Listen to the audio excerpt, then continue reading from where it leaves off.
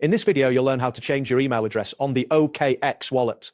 By following these steps, you will successfully update your email address linked to your account. Begin by opening the OKX app on your mobile device. Once the app is launched, you will see the main interface. Look for the grid icon made up of 9 squares, which represents the application menu. Tap on this icon to access various features. After tapping the 9 squares icon, a new menu will appear.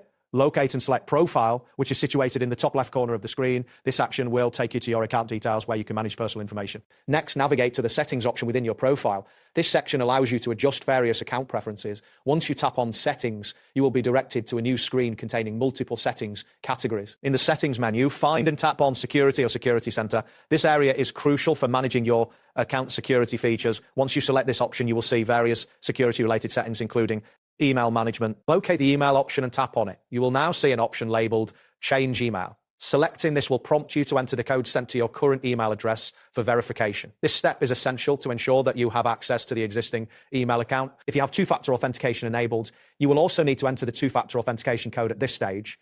Once you have completed these entries, proceed to enter your new email address in the designated field. After entering the new email, a verification code will be sent to that address. Check your new email inbox for this code and enter it into the appropriate field on the app.